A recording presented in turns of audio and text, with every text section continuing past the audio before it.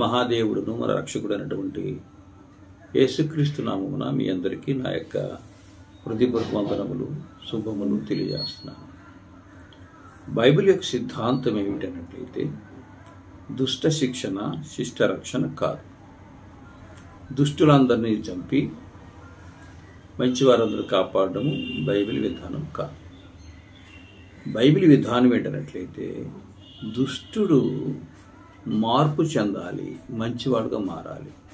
అది దేవుని యొక్క ఉద్దేశము, బైబిల్ యొక్క సిద్ధాంతం. యెహెజ్కేలు గ్రంథము 18వ అధ్యాయము 23వ వచనం చూసినట్లయితే దేవుడు పలికే మాట, దుష్టులు మరణమందుల చేత నాకేమాత్రమైన సంతోషము కలుగునా, వారు తమ ప్రవర్తనను దిద్దుకొని బ్రతుకుటయే కదా నాకు సంతోషము.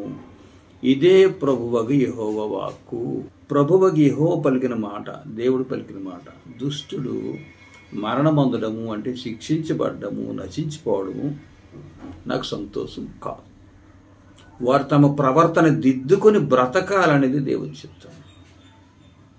ఇది బైబిల్ విధానం. అదే కాదు, ఇదే గ్రంథంలో యెహెజ్కేలు గ్రంథంలో 33:11 చూస్తే, కాగా వారితో ఇట్లనము, నా జీవము తోడు దుర్మార్గుడు మరణము నొందుట వలన నాకు సంతోషము లేదు.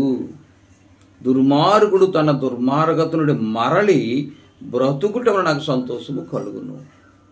ఇది దేవుని యొక్క ఉద్దేశము, బైబిల్ యొక్క ఉద్దేశం.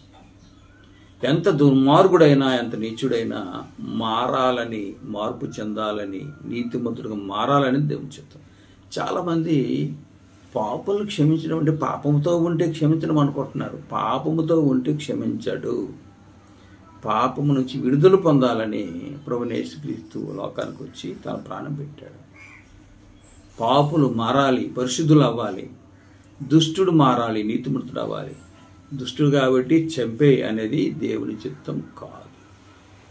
ఇది బైబిల్ విధానము, దేవుని యొక్క విధానం. ఎందుకు ఇలా అన్నట్లయితే, మానవులైన ప్రతి ఒక్కరూ దేవుని సృష్టి, తన పోలిక తన స్వరూపంలో దేవుడు నరులను సృజించాడు. అందరూ దేవుని బిడ్డలు. అయితే దేవునిని మరచిపోయి దేవుడెవరో ఎరుగని స్థితిలో పాపులైపోయారు. కనుకనే తన బిడ్డల్ని విడిచిపెడతాడా? ఏ తండ్రి అయినా విడిచిపెట్టలేడు కదా. ఎంత దుర్మార్గులైన పిల్లలైనప్పటికీ తల్లిదండ్రులు వారిని మారాలని కోరుతారండి.